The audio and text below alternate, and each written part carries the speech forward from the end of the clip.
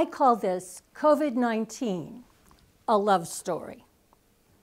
It's January 6, 2021, and I'm in the bee yard doing a midwinter hive check, my cell phone tucked safely in the pocket of my bee suit, when I feel and hear the familiar ping of an incoming text message, and then another, and another, and another.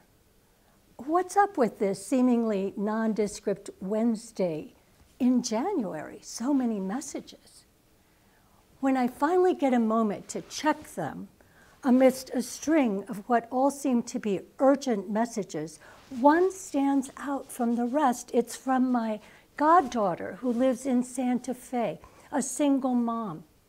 She's asking if I can watch her then 10-month-old baby for the next 2 days, Thursday and Friday, because the babysitter is sick. The question hits me right here in the gut. I ponder it.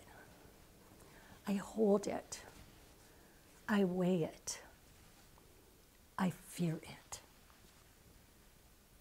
What's wrong with the babysitter? A cold. The doctor told her so. Now, for me to go up and watch the baby under any circumstances is a risk, much less these, and I know it. But my goddaughter's a single mom. She can't possibly afford to miss 2 whole days of work. I call the babysitter. Just a cold, she says. The doctor told me so.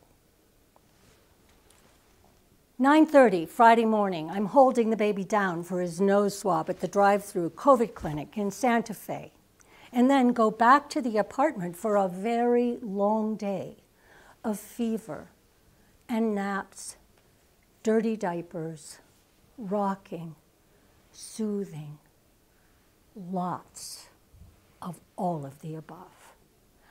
What could possibly have caused the fever that just came up overnight? He was perfectly fine yesterday. It's just got to be teething or a cold, or the COVID-19 diagnosis came in at dinner time. My goddaughter and I looked at each other and knew we were dead meat. We each made our plans. I called my husband. Jim said, get the room ready. Don't forget the oximeter. My own positive COVID-19 diagnosis comes in on Tuesday. By then, I'm starting to go downhill and fast. Fever, nausea, chills, really belabored breath, dizziness. At one point, on the floor, after a near faint, it hits me. This is on me. I can't ask Jim to come in here and help me. He's leaving food on a tray outside the door. I can't get help. This is on me. Now, on Wednesday morning, 10 o'clock, as I have a second video visit with a nurse practitioner, she asks to see the oximeter reading of my blood oxygen level. I hold it up. She says, 84%, go right now to the emergency room, and disconnects the video after I promise I will. I call Jim in the next room on our cell phones. That's how we communicate. I have to go to the hospital. I don't want to go to the hospital. Well, why not? Sarah? It's crawling with COVID. But Sarah, you have COVID. Oh yeah, right, I forgot. Now, at the ER at the University of New Mexico Hospital that has its very own COVID ER, just for COVID patients, I'm put immediately into a wheelchair. I lean over, making a heroic effort not to throw up, but I do so anyway. Somebody says, get that lady into a bed, and they do. The COVID doc comes in, he orders x-rays, and comes back shortly thereafter with the diagnosis, bilateral COVID pneumonia. We'd like to admit you, he said, to monitor, kind of keep an eye on you because of your oxygen levels and your age, adds the young, pretty traveling nurse who's tending to me. She then tells me about the time she had COVID in the last year, and I'm thinking, hey, she survived. Maybe this is doable, notwithstanding the difference in our age. She starts an IV of some kind of drug. I'm thinking an anti-inflammatory. What do I know? She leans in to inform me of the side effects, and she whispers, we women, we call it the crotch burner. The crotch burner? As if I didn't have enough problems already, and then it hit. Shortly thereafter, I'm put in my bed at the COVID floor, on the COVID floor, and I'm started with some oxygen, an oxygen feed, and I need to tell you that for the oxygen-deprived lungs, there can be no sweeter drug on earth than pure, sweet oxygen. I lean back and feel such relief that it's no longer just on me. Somebody else is going to be taking care of me. Now, the next days are quiet because as a COVID patient in those times, no visitors allowed. Even the staff who come in to tend to me all have to dress in elaborate protective clothing, that infamous PPO stuff. But each and every one of them comes in and treats me with such a tremendous mixture of scientific and clinical expertise and kindness. There's Gabby, who holds my hand in the middle of the night when I am overridden with anxiety. There's Hannah, who is so tickled by my COVID journal, where I have kept record from the beginning of the numbers of admissions and diagnoses and deaths for New Mexico, the United States, and the world day by day. And there's a little circle around the date of my own diagnosis. And Jesus, who keeps the lines on my IV straight. So I don't know at what point it was, since I had a lot of time by myself, I started talking to COVID. I mean, really, COVID was just my constant companion, was it not? And it would be things like this. Since every move out of my bed took maximum concentration and effort, I'd say things like this. Hey, COVID, look, I just need 24 steps. 12 to, 12 back from the bathroom. Or if I was especially spent, it might just be, hey, COVID, cut me some slack. Now, one night, I'm in my bed. It's very quiet. All I can hear really is the hum of the huge air purification system in my room. That and the beating of my heart, my belabored breath. And all of a sudden, it was as if some kind of a vortex, a funnel-like dark shape appeared in my mind's eye. And I felt invited to go down into this funnel-like shape. It was dark, and I kept going down, down, down. I didn't know how far down I would go.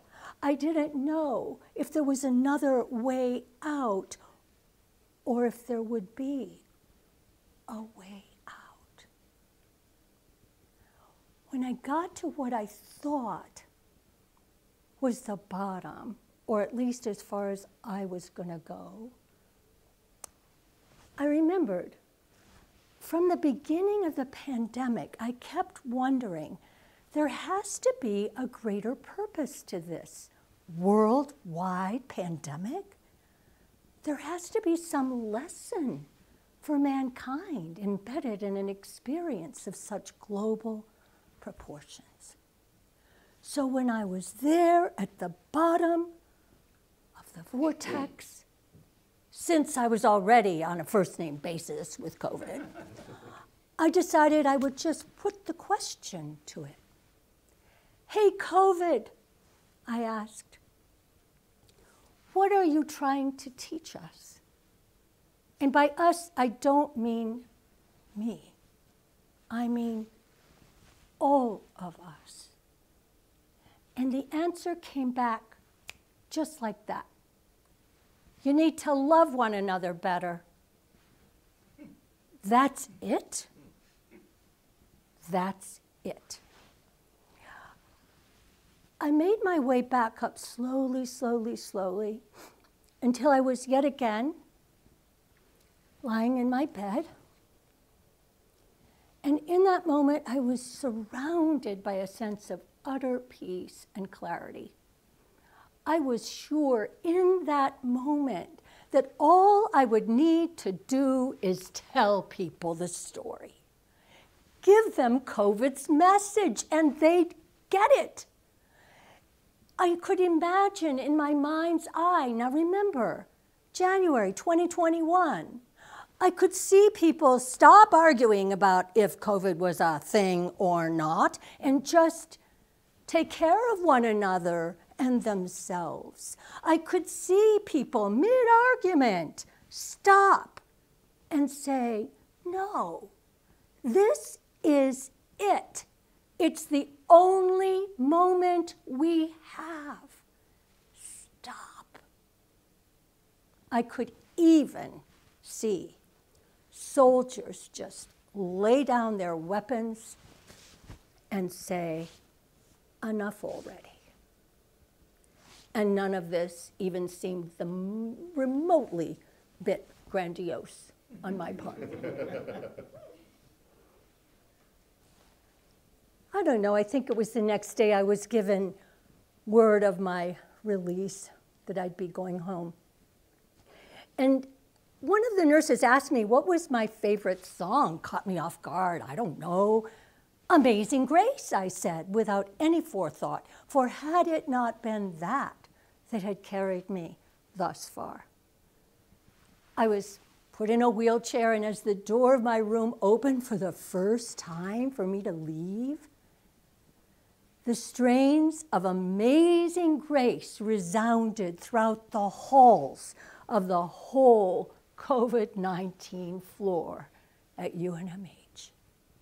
And every single nurse, doctor, whatever, came out, and they cheered me home.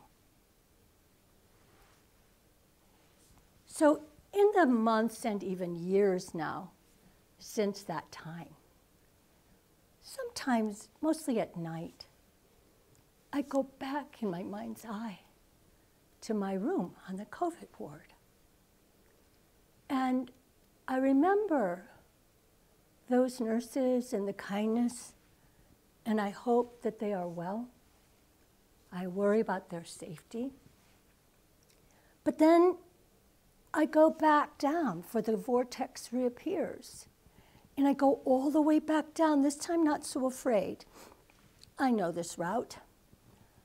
And I get to the bottom and I put it to COVID yet again, just in case, on the off chance maybe the message has changed. Hey, COVID, what are you trying to teach us? I ask. Love one another better. That's it? Really? That's it. Who knew? COVID-19 is a love story for those who choose to listen.